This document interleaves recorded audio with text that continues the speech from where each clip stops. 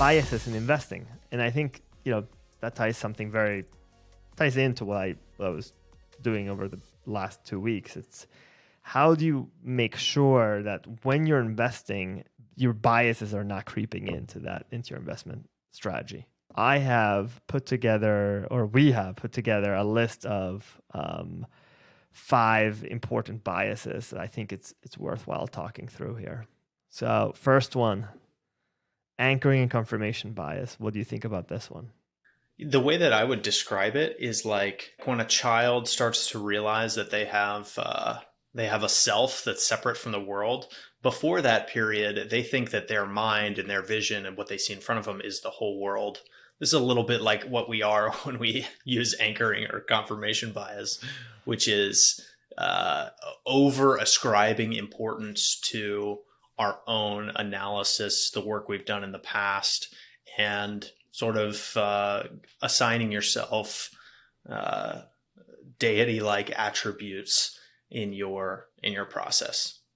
Yeah, I actually would give the most basic example is like, oh, you're looking to invest in, let's say, an Apple stock, and the Apple stock is trading at 140 and suddenly it goes down to like 110. You're anchoring your thoughts on this on the 150. You're thinking maybe, oh, it's a good price to invest, but it might not be true. Same thing happened to, let's say, petroleum stocks. Like, they were trading very high and then oil price collapsed and the stock prices of these petroleum stocks went down. And then you're saying, oh, it's cheap, but they're earning less money. So you're anchoring on a specific price. To me, that's the anchoring bias. Confirmation bias, I think, is a little bit different. It's more like, oh, maybe, and correct me if I'm wrong here, but it's like, I was right. This just helps me solidify my decision of what I did or what I'm going to do, or I don't know if that's a good way of explaining that. The only way I know how to explain confirmation bias, I totally agree with the anchoring thing. Anchoring to the price that you paid. The market does not care what price you paid, by the way. Exactly. It could not care less. Facts have changed. Markets are dynamic. Anchoring to prices is one of the worst things you could do. Confirmation bias, I think of it with this weird word. You may have not heard this, but resulting. Have you ever heard it called resulting? No, I have not. Resulting makes me think of my buddy who's a sports bettor and a poker player. And resulting means that after you make a probabilistic bet in one direction or another, and then if the bet goes your way, you over assign yourself credit for that bet having gone in your direction. You're resulting and being like, oh, look at the results. See, I'm smart. I did X, Y, and Z. When in reality, the drivers of that result were, out of your control, not necessarily maybe random. Totally random, not necessarily a result of your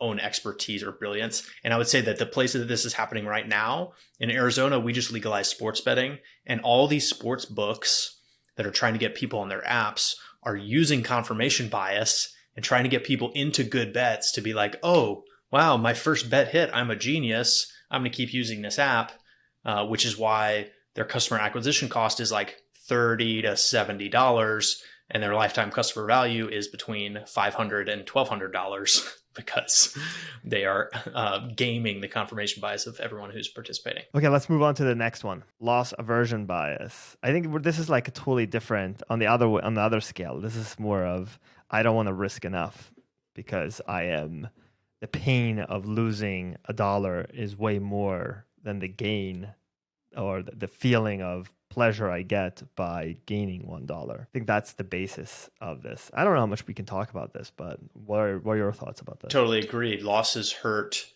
much more than gains are pleasurable or favorable or feel good. So it's so much easier to remember losses. Losses are so much more acute and you feel them more.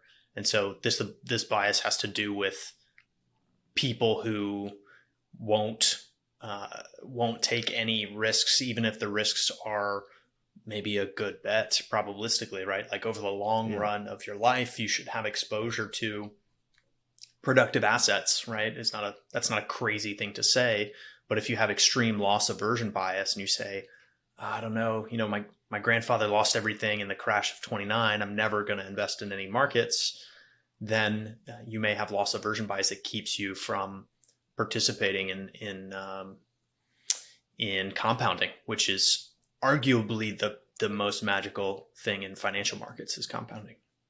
Yeah, it's the seventh, eighth, ninth, and 10th wonder of the world. Right.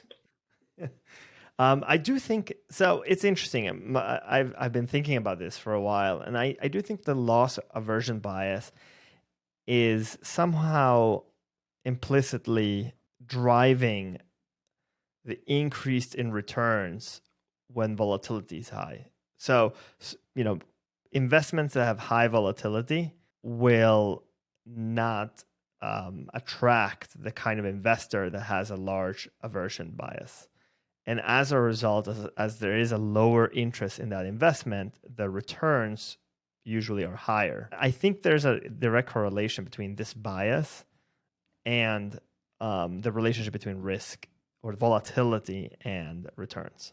I agree. I think there's a brilliance embedded in markets that is exactly what you talked about, that you can be a loss averse investor and stay playing in parts of the market that fit that model. And that's kind of a self-fulfilling prophecy that, grandmothers and orphans are not going to go buy, highly levered Brazilian airlines, as a very random example.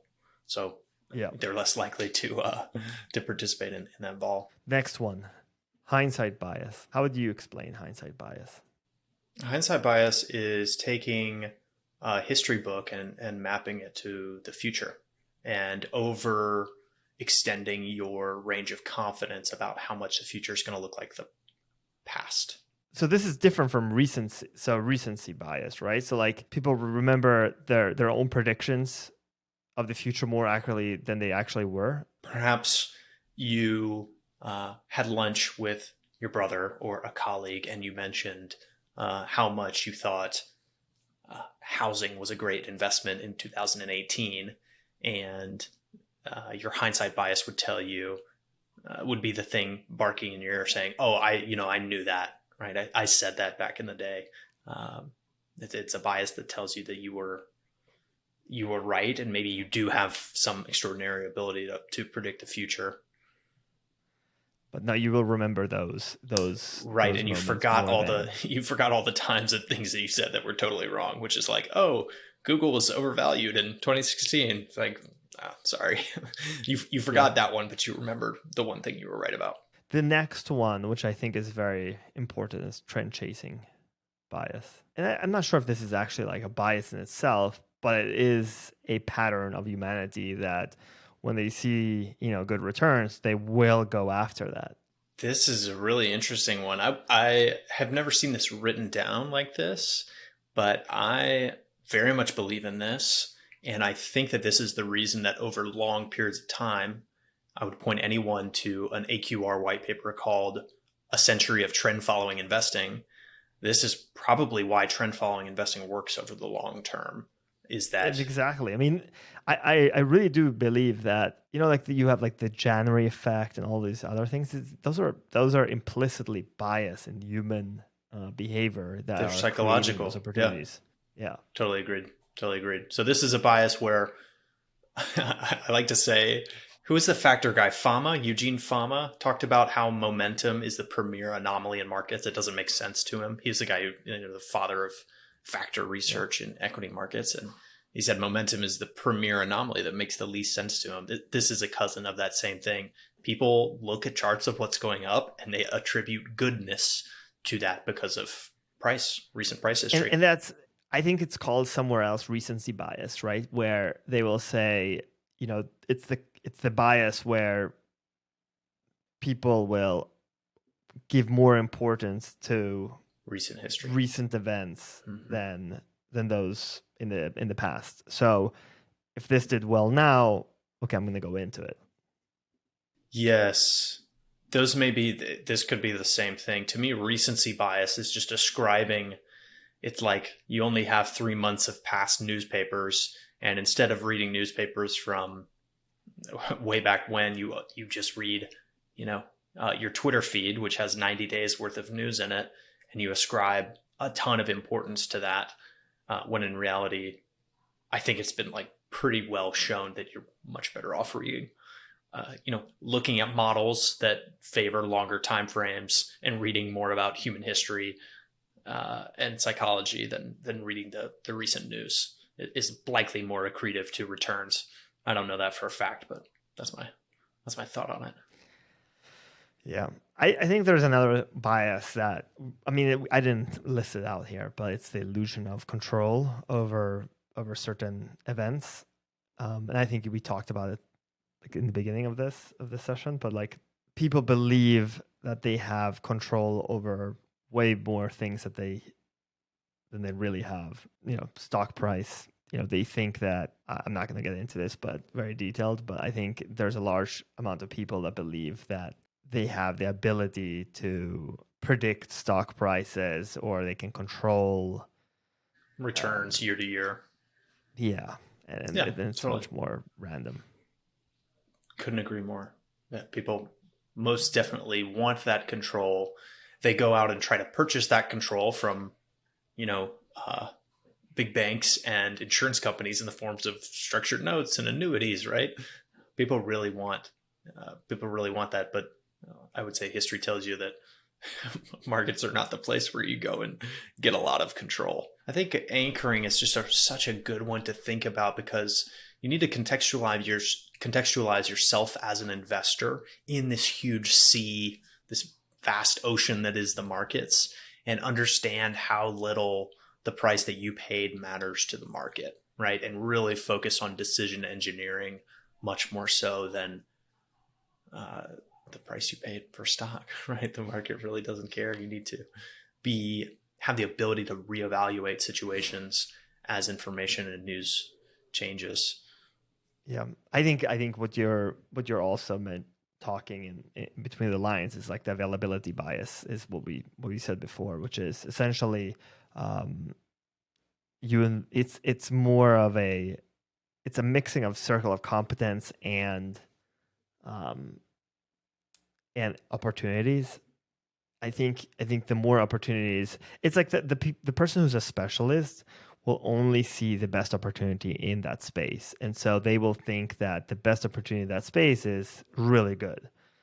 The generalist will likely see more things, and they will be able to, I would say, find better sectors or better areas of the economy that are going to do well, but are maybe not as good at seeing the individual company within there that is going to do well.